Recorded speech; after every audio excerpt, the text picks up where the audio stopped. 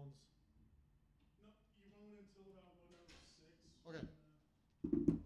I always joke whenever we have the highway patrol or the sheriff's department in the studio, it's like this is the safest place to be for like the hour of the day.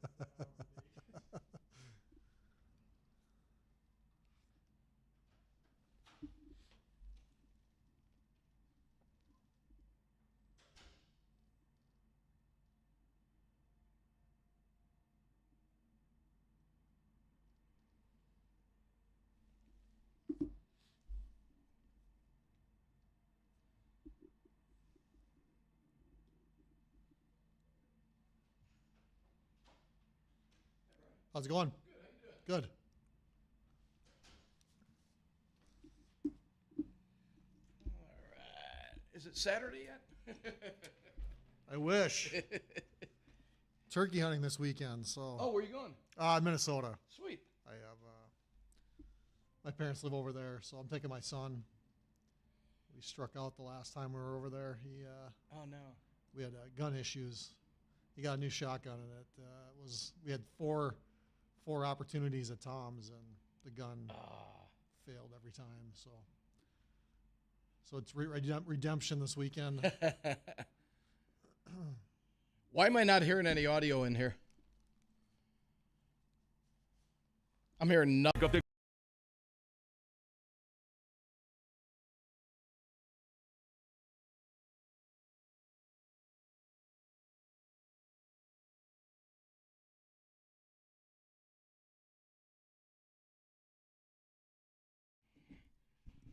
And welcome to Weather and Ag in Focus on this finally Friday, May 16th, 1:06 in the afternoon.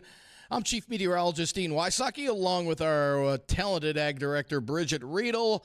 Bridgette, can you hear the crops saying, that felt so good with all the rain? They can, and they're going to be happy, but let's not overdo things, right? Let's make sure everybody gets what they need. Right. And then let's look into next week because we don't need to drown out. No, we don't. No. And we've picked up about almost a half inch here at the studio. There's areas out in the western part of the state. Boy, I'll tell you, that from, let's just say west of Bismarck, that whole part of the state picked up 2 to 4 inches of rainfall. So some much needed rain for our crops and just everybody in general out to the west. In the eastern third of the state, we've picked up about a half inch, to some spots about an inch. And we have more rain right now on radar. In fact, some light showers continue up and down the valley here, and some steadier rain showers also out and around the Devil's Lake Basin. Those will continue to rotate around that low pressure system, which will be exiting to the east. So additional rainfall here in the FM area up and down the valley, probably about another 1/10 to maybe 2/10 of an inch before this winds down as we head into later tonight. And then, yeah, we have to use the F word. We're looking at frost potential as we head into Sunday morning, as skies clear out Saturday night, where temperatures dipping down to about 33. Pick day of the weekend is going to be Sunday, with sunshine and temperatures around 60.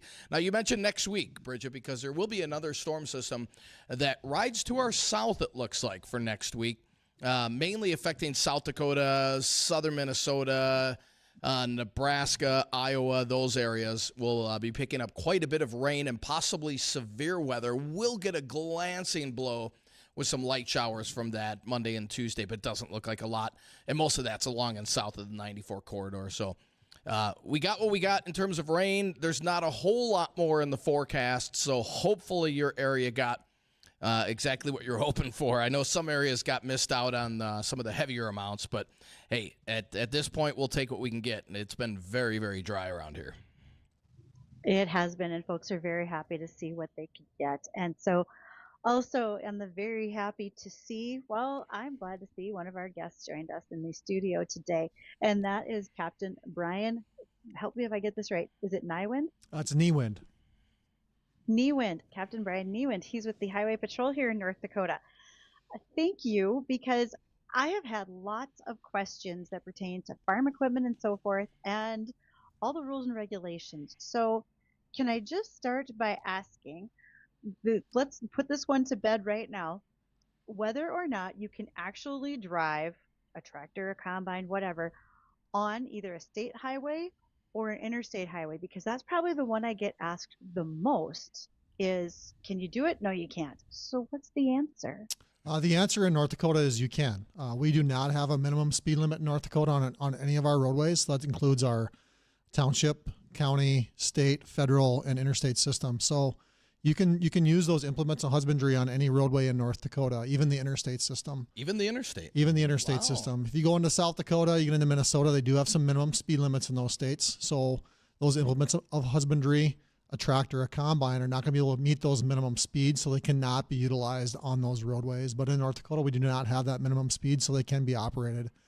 What we'd suggest people to do is if you can avoid the interstate, stay off of the interstate. But obviously, there are places in North Dakota where you just have to utilize the interstate to get from one field to another. If you're going to do that, just be as safe as possible. Have all those lights flashing on your tractors or combines. I would suggest not driving at night on the interstate system just because of the increased danger out there. So, but you are able to operate out there as long as you're properly lit on those roadways. Can you be fined as a farmer if you're not? Let's say you're on the interstate, even in broad daylight, but you don't have your flashing warning lights and so forth operating, or you're missing a slow moving vehicle sign. Is that a finable offense? So the lighting requirements are only for sunset to sunrise. You don't have to have the lights on during the day because obviously you can see. If you are moving at that 25 miles per hour or less, you do have to have that slow moving triangle displayed on the rear of your tractor, if it's just, or a combine, if you're operating that, or in that rear piece of equipment that you're operating on those roadways, if you're traveling underneath the 25 miles per hour.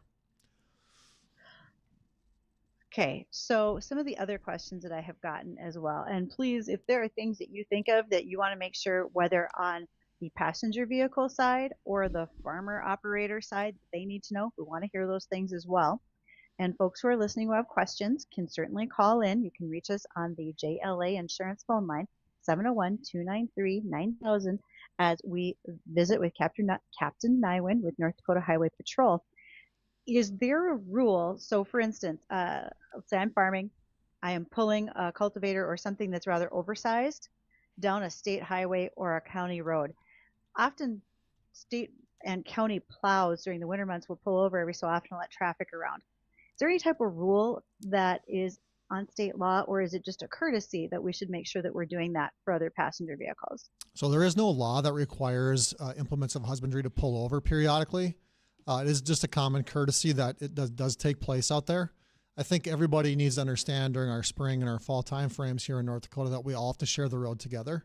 And that takes all of us, whether that's somebody driving a passenger car, if I'm hauling seed to the field or fertilizer, if I'm driving that tractor or that combine in the fall down that roadway, just being courteous to each other, being patient. What we tell people is that if you're following a large piece of equipment, is just give that operator an opportunity to pull over for you so you can safely pass. Because if you think about the equipment nowadays that's running up and down our highways, it's big equipment. It's really hard to see around. If you want to try and pass a vehicle, you actually have to get into the other lane to be able to see around that a lot of times, and it's not safe to do. So just give that operator of that equipment the opportunity to pull over where it's safe.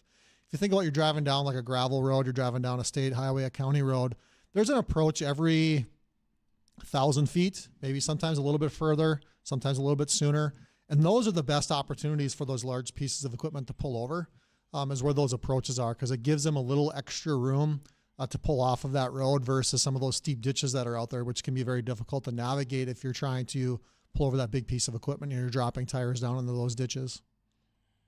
Oh, you're right. And if we've got some very narrow roadways or shoulders anyway in some places, and that wet years, you can see the whole ditch give away from you, and then it becomes dangerous for everybody. Now we have an even bigger problem on our hands. Yeah, I mean, we've had cases where tractors, combines, whatever else gets stuck, right? And all of a sudden we have a blockage of a roadway, which creates even a bigger hazard. We had one this spring up just north of Castleton on Highway 18, where we were out there for like 6 hours when a piece of equipment came dislodged from a tractor hauling it, and it took a while to get that removed. It does. And Captain Neiwind, Are there a lot of accidents this time of the year in regards to farm equipment? Because I mean, it's planting season. You got planting season, harvest season. Are there increased amounts of accidents during those time periods typically, or not really? I would say we don't have an increase in those crashes. Obviously, though, there's those time frames. There's more of that equipment operating on the roadway. So when we have a crash, a lot of times it's a more high profile crash. Okay. You know, anytime somebody strikes a large piece of equipment, let's say there's somebody's hauling a digger a cultivator down the roadway, right? There's lots of sharp angles on those things, and if somebody strikes that, that's going to be a pretty serious crash. So when we have them, they become high profile incidents. But I would say we don't have a lot of those types of crashes. I think Good. for us here in North Dakota, for most of our citizens, right, people not traveling through our state, they're used to this type of traffic. And again, we don't see these large implements on the interstate a lot. So that's a lot of times where we have crashes when we talk about our agency, especially in the Fargo, the southeast part of the state. It's the majority of our crashes are occurring on our interstate system, and we're not seeing those types of crashes occurring on the interstate system. And even think about like in the valley here as well, the sugar beet harvest. Again, we have millions of loads of sugar beets that are being hauled every fall, and we have a very small amount of those that are involved in crashes. So is there an increase in crashes? I would say yes, because there's just more of those vehicles on the roadway, but we don't have an increase of crashes because of that. Good. That's good. Sure. And you know, for people that aren't around here, if they're traveling through, it's basically just pack your patience. If you get behind, you know, a large farm vehicle, just be patient. They they can only go so fast. So yeah, the biggest thing is just get rid of those distractions while you're driving, because you know, number one is you want to be able to see all those hazards up ahead of you. So that whether that's a large truck that's hauling seed or corn out of a field, that's, you know, slowly merging onto the roadway, you want to be able to see that hazard up ahead of you. Or if it's that large piece of equipment that's driving, you're going 65 miles per hour and it's going 20 miles per hour down the road, you're going to be upon that vehicle very, very fast. So when you get rid of those distractions, you're paying attention to the roadway and you can react to them a lot faster than if you are distracted while you're driving. And a lot of times when we have these types of crashes, it's deceiving for people when they're driving down the road when we have those large discrepancies in speeds. That's why those crashes happen. But a lot of times it's because the people are distracted. yeah, so put your phone. See, when Bridgette and I grew up, we just had 8 tracks and no phones. We didn't have to worry about any distractions. We were lucky. I know. I had a CB radio. Okay.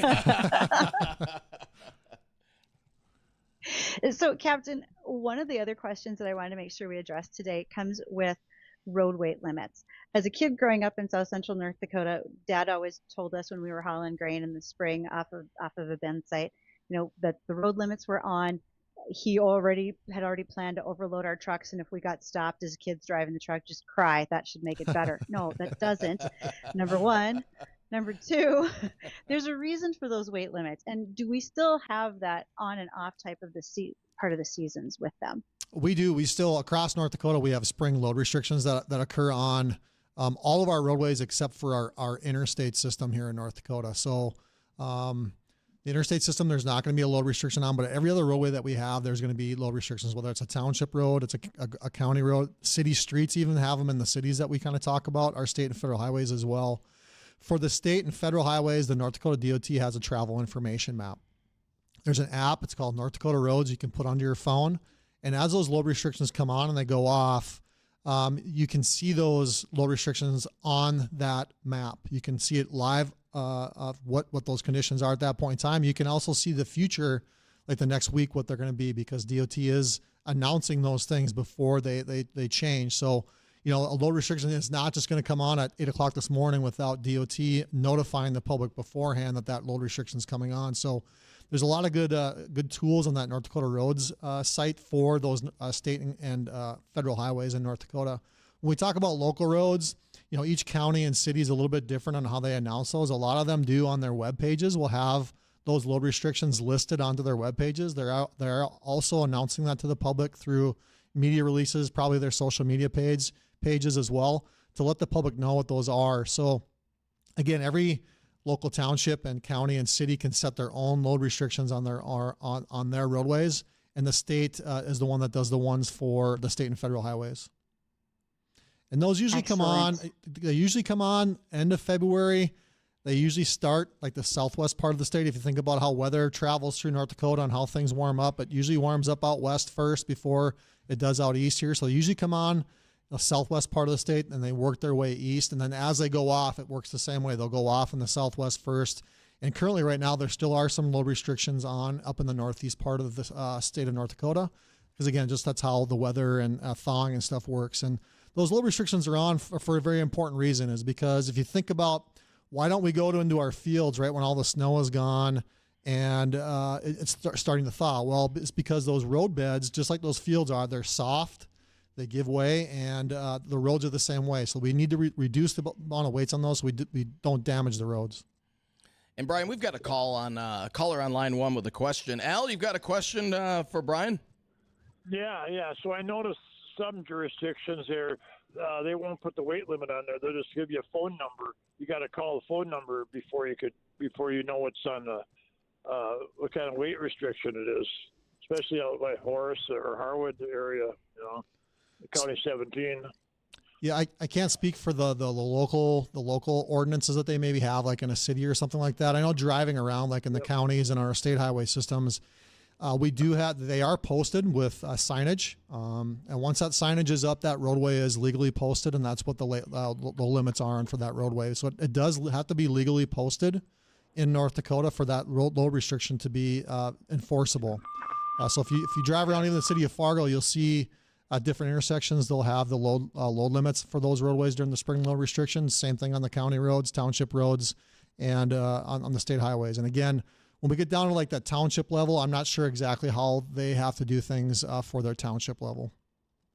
Yeah. And then I also noticed the shoulders are really, really soft now. So I noticed on the highway a lot of trucks are pulling off or going down. Yeah, it's one of the problems we have during the spring right now is you'll see the roads rutted up, especially off of the shoulders, because it is so soft. And again, if you think about the only thing that's stopping you from sinking into the road that you're driving on is the concrete or the asphalt that's on there. That road bed underneath that is just as soft as those shoulders are. And you're floating on top of that basically because of that hard compacted either asphalt, concrete, or that gravel that might be on that roadway. Because those roads are soft underneath, and we need to reduce those weights at this time of year so we don't destroy those road beds. Yep. Absolutely. Thank you. Thanks, Al. Thank you. Thank you, Captain, so much for coming in today to join us and answer questions. I know you have a busy day and you fit us in, but thank you for doing that. And as I get more questions, now I know who to ask. All right. Thanks for having me on. Thanks, Brian. All right, when we come back, we'll take a quick peek at the weather. I know Bridgette's got some ag topics, and we've got another guest coming on. So don't go anywhere. We'll be right back.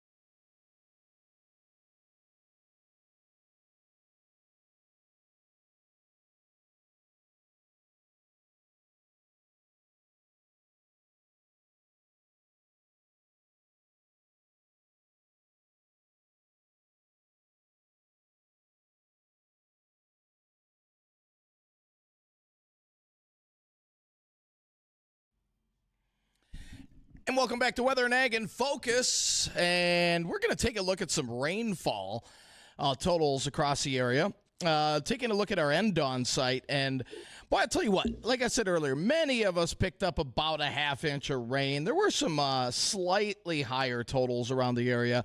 Parts of the Northern Valley up around Grand Forks picked up about 1.25 inches. But most everybody else right around that half-inch mark, about 3/4, 7/10 out around the Wahpeton area. If you go down into Lakes Country, out around Ottertail, DL, anywhere between 1/2 inch and 3/4. And then as you go out west, boy, oh boy, from Gesundheit, from Jamestown westward up through, let's say, Dickinson, up into the Williston area, Watford City, anywhere between 2 to 5 inches of rain out to the west.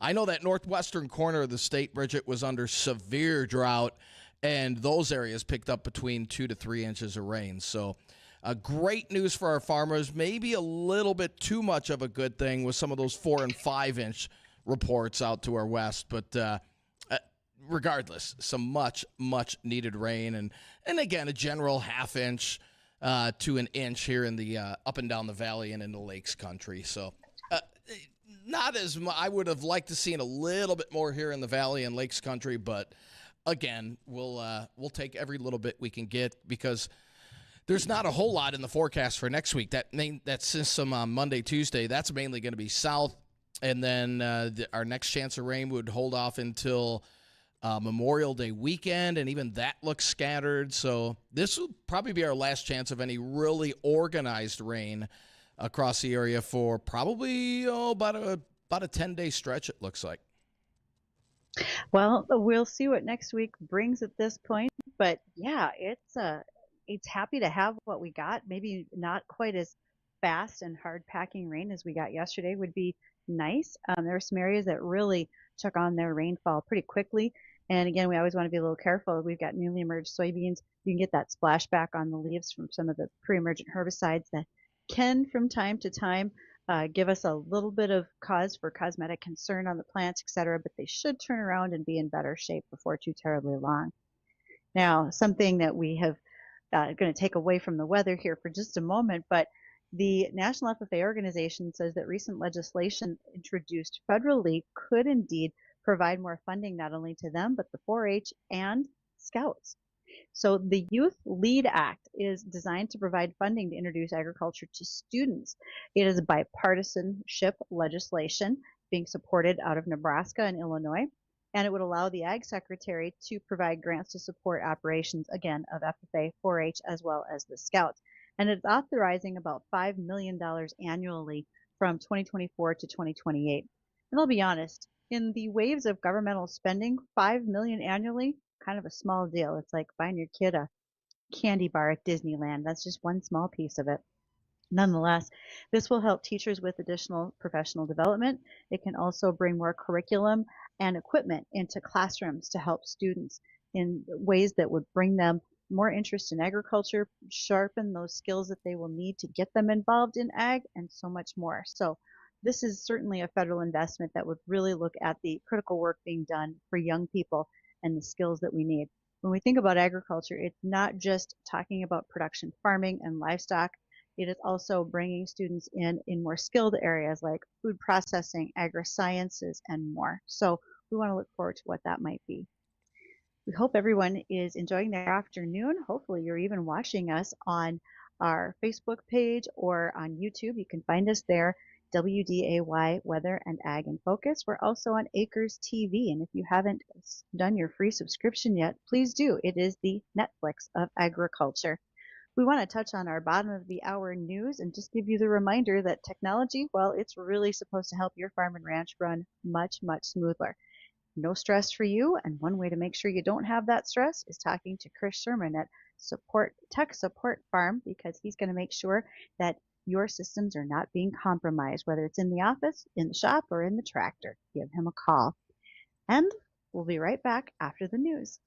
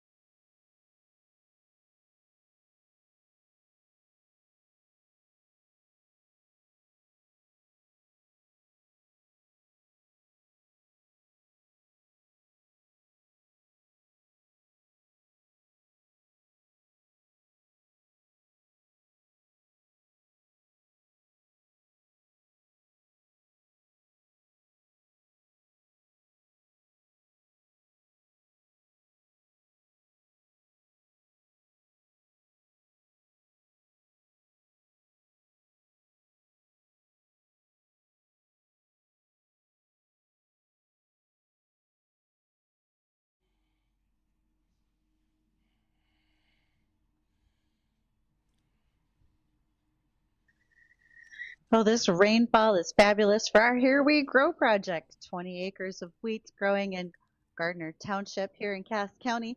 And one of the folks that's part of that project is Peterson Farm Seed. Thanks to those folks for supplying us with wheat seed. And soon we'll be doing our video with them to explain what the difference is, why we're not raising this just to haul into the elevator as a cash crop, why we're talking about commercial wheat and commercial seed this year for something different. So we'll be getting to all that. But stay tuned, and again, thanks to Peterson Farm Seed. Today in studio, as the guests continue, we're going to be joined with Stetson and Andrew. They're with Grand Farm. Gentlemen, how are you today? We're doing great. Thanks for having us, Bridgette. Absolutely. Dean. All right. Well, so, yeah, what am I, yeah. chopped liver over here? Come on, guys.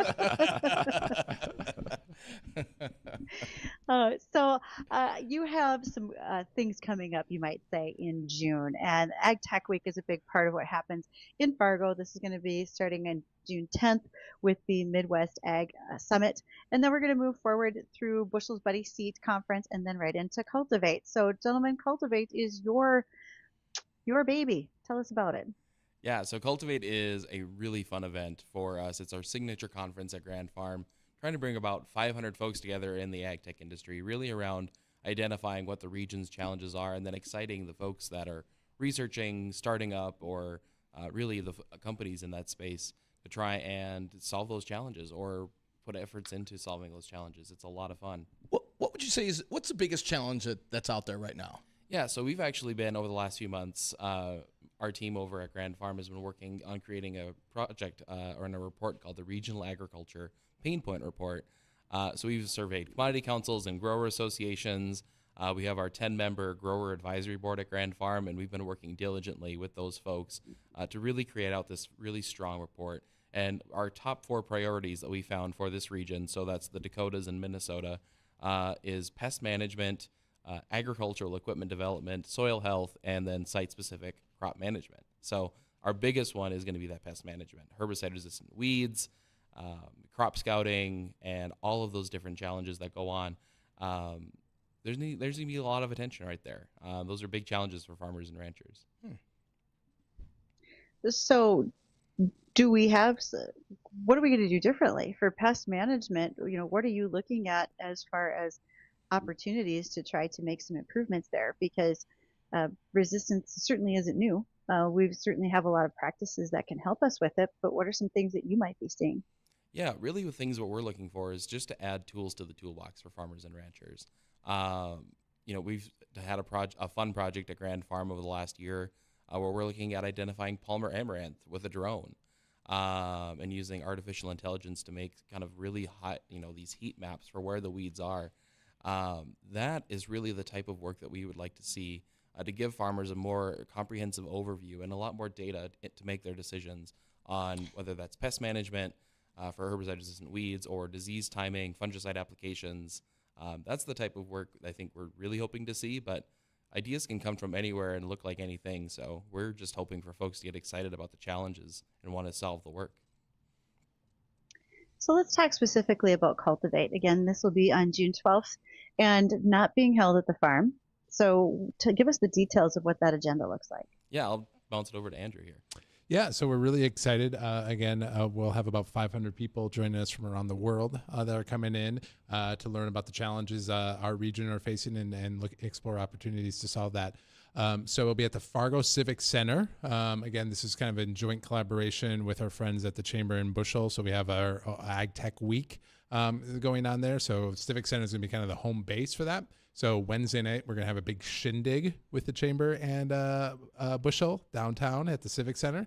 And then Thursday, we'll have an all-day conference, kind of some keynotes, main stage content. So Brian Hefty will be there talking about soil health opportunities. That's not just no-till.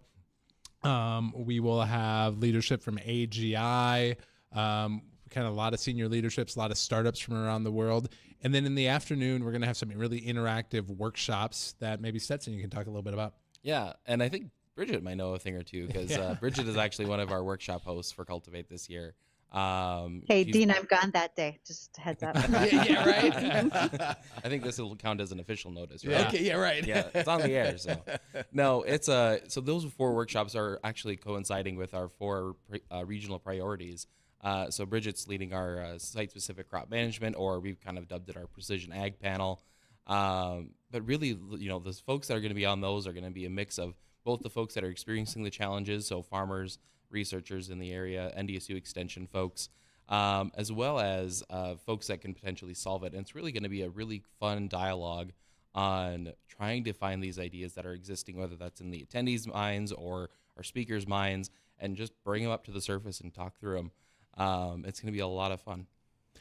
And Bridget, I do got to say that we do have an opportunity for folks to get out to Grand Farm, because I know there's still quite a few people that haven't been out there. So maybe, Stetson, you want to make a quick plug for the Wednesday Field Day? Yeah, so as part of AgTech Week, we're hosting not just the 3 large events, but there's probably about 30 plus events already planned to take place in and around the Fargo area. And one of those is our Grand Farm Field Day. So it's one of 3 that we'll be hosting this year. We'll have one at Cultivate and AgTech Week. We'll have one in the middle of the season for projects, and then we'll have one at the end of the season for kind of a harvest and a wrap-up kind of an event. But the one during June is really going to be a fun spot to see some of the new technologies that are coming out. We've got some sensor companies that are going to be displaying their sensors and actually deploying them in the field, so farmers can actually get up close. There's not really any tires to kick on a sensor, but I'm sure they'll find something. And then a lot of some really cool other ag technologies that are going to be out there and showing off what's going on. What's the biggest breakthrough that you've seen over the last, 5 years, 10 years in the ag community? Well, I think honestly, and this is more of a farmer adjacent challenge, but think about how transportation and logistics in this state has really always been a struggle. Everything in North Dakota has got to be either trucked out or railed out of the state when we talk about our ag commodities. So we actually did a project with Kratos Defense, a defense contractor down in Florida, and then Mindak Farmers Cooperative down in Wahpeton, to get them set up with the potential to do leader-follower autonomous trucking, going from the sugar beet piles to their actual sugar beet plant. We played a key role in bringing those conversations together. And since they've launched that project here, I think about a year and a half, 18 months ago, they've actually logged about 100,000 miles autonomously with a leader-follower truck. They still got somebody in that back truck. So if you're out there on, I think usually Highway 18, I think, is one of their bigger routes. If you're out on that highway and you see those, don't worry, there's somebody in there. But in the future, solving a labor challenge that really exists for finding CDL truck drivers, finding qualified folks, because those jobs are in great demand and there's not a lot of folks applying. So that was one of the more fun projects that we get to tell the story about. That's kind of cool. Yeah. You got to love technology. Yeah. Mm-hmm. Yeah, that truck project has been going on for a bit now, and I think when you said Highway 81 or 18, I think you meant Highway 81 on the east side of the interstate, because that's where Mindak sits, north of Wahpeton, and they've got their piler sites and so forth. So that's what they've been doing. Yeah, we're not just transporting sugar beets from, let's say, Brookings to Fargo, right? It's not that long of a stretch. We're in a short stretch, and like you said, the leader follower matters, because we do have some folks who are still a little concerned about. Are they safe? What if there's something rogue that happens? And I don't think any of us can answer that question yet, but we certainly have to pay attention to it. I just had an example here on Twitter a couple hours ago where during the solar flares, Yep. a farmer's grain cart, they drove over the end of their header, their 50-foot draper header on their X9 combine, because the solar flares interrupted the software system. So we got to be careful with those things, sure. right? Yeah. we know they're there. We know they're good. Okay, so cultivate for Grand Farm, all of the things. We're going to need to know, do we have to register? What are our times? Where are we parking? All those types of things, guys. Yeah, so the Civic Center is, of course, right in the heart of downtown Fargo. So parking is a little interesting, but there's plenty of parking garages down there. And then registration, we do have, this is a ticketed event, but special for your listeners and the folks today, we actually have a promo code for 10% off a ticket to Cultivate. So if you just use the code WAG at our Grand Farm website, grandfarm.com/cultivate, you'll actually get 10% off your ticket. So you can just use that code WAG to get yourself registered there. And then it's in a full day event. So the registration starts at about 8 o'clock that morning. We'll have a social that wraps up about 5:30. There's usually the after socials that wrap up anywhere Open in bar? the evening. Maybe an open bar. You'll have to come out and find out for yourself. Okay. And what's the date on that again? That'll be June the 12th. Okay. Gotcha. Mm-hmm. And then also, what about the field day? Because if people want to go out on the 11th, what's the situation there? Yeah, so that is free and open to the public.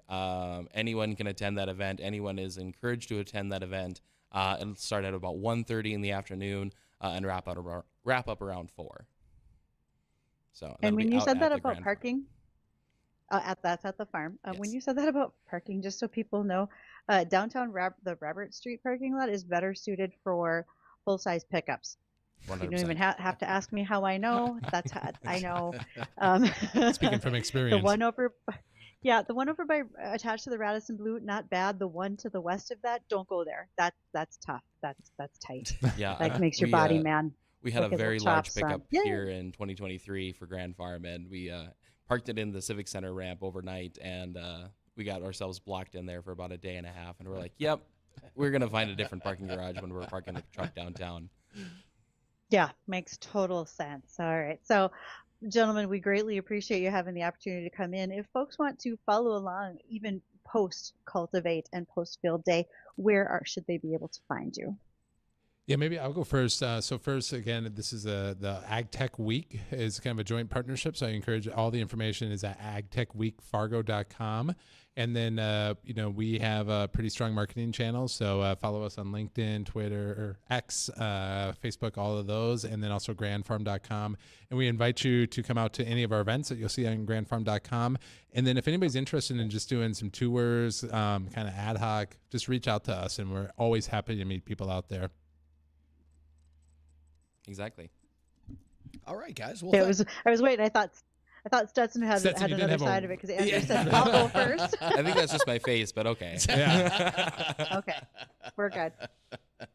Well, guys, thanks for coming out. Appreciate it. Have a great weekend. And when we come back, we're going to talk about the weekend, what the weather looks like. Is it going to be like this, what we have outside, or will it improve? We'll have those answers and touch on a couple of ag topics when we come back.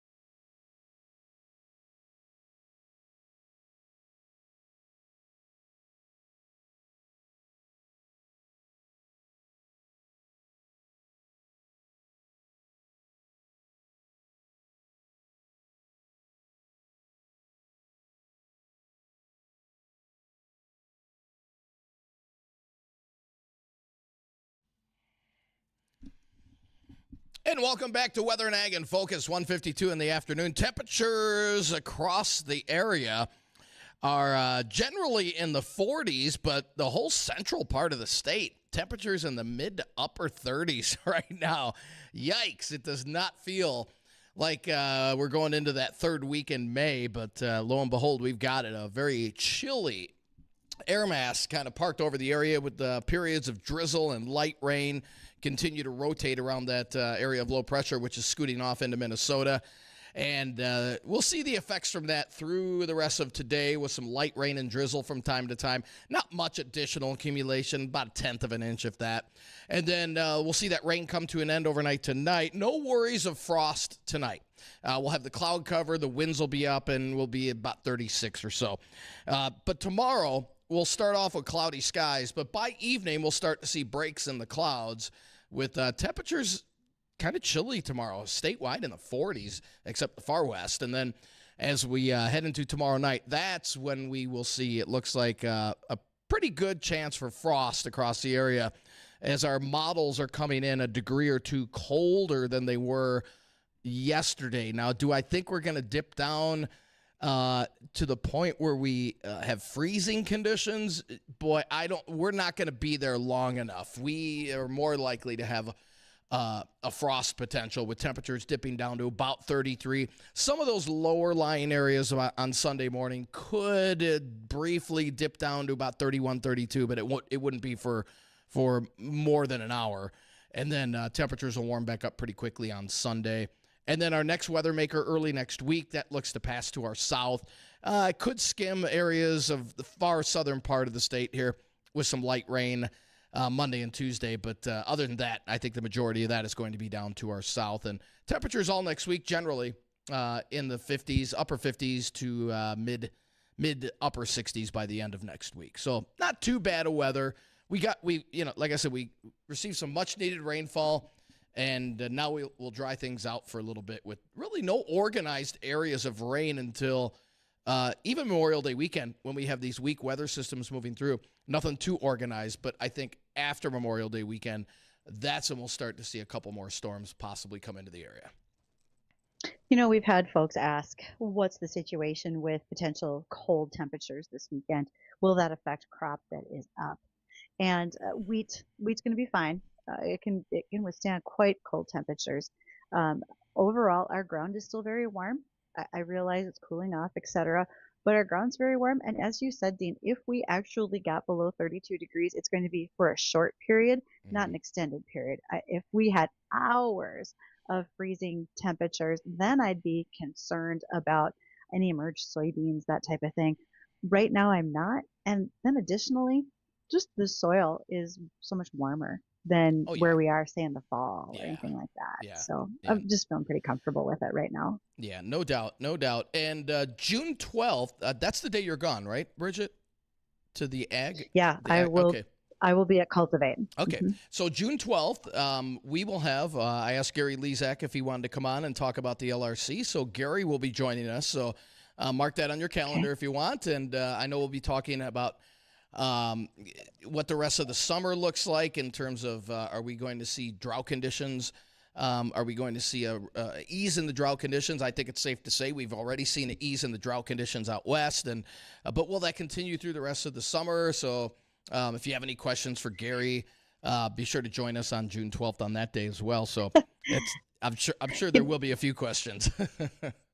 You know, interesting enough, I had a conversation with a farmer in Iowa here probably last week, and he subscribes to the LRC because he follows our show and has thought that this would be a really great weather app for him to use. And he said, you know, as I watched all sorts of other meteorologists, whether those who are really heavily focused in agriculture because they are the meteorologists for certain large companies or for certain weather organizations that primarily focus in ag, he said they all were having a fit over drought conditions, on and on and on. But he said the LRC wasn't like that. And so at the very least, I found it was a really great balance to see what the extremes were. And then so I could figure out where I was somewhere in the middle. And he said the LRC has proven to me once again that we have much more accuracy. And again, that's from a farmer friend down in Iowa who just felt that this was a solid piece of information for him to use when it comes to some of his planning and so forth. Good deal. And, Yeah. Bridgette, as well as I do, we're seeing more and more in our ag community using the LRC, and it definitely does benefit them. So, and again, if you're new to us or just tuning in, the LRC it's a long range forecasting tool, which is proven to be 80% to 90% accurate 6 months in advance. So it really helps in terms of when are these storms going to roll in. I'll give you an example. This storm rolling through now, we're on about a 41-day cycle, give or take a day. This will be back in about 41 days. And so you can mark your calendar, we're looking at the end of June, right around that time frame where this system comes back. And now it gave the western part of the state quite a bit of rainfall. And as we get deeper into the summer, that jet stream pulls north. So more than likely, the heavier rains will shift north. But the severe weather that hit areas of Minnesota and Wisconsin yesterday, that will shift northward as well. So we might be in a more of a severe weather threat as the system comes back in the cycle in about 41 days. So that's, But aside, go ahead. No, finish go ahead. that. Go ahead, Bridgette. Oh, I was just going to say, but aside from what could be strong weather, just remember to celebrate the fun things. And May is beef month, so Yes. in between the rain, fire up the grill. Oh, now I know what I'm having for dinner. I was trying to figure out, all right, do I want chicken or steak? Chicken, it's steak. Nope, No, steak. it's steak. It's beef month. Yep, absolutely. And beef can help to elevate your feelings, make you feel a little bit better about your day if you're having a bad one, because May is also a focus on mental health. It's Mental Health Awareness Month. So while you've got this downtime during a rainstorm, take a little break, a breather, maybe get away if you can and have a little less stress. All right. And for Bridgette, myself, want to thank everybody for joining us. Don't go anywhere. Jay Thomas Show is coming up next. Have a great weekend.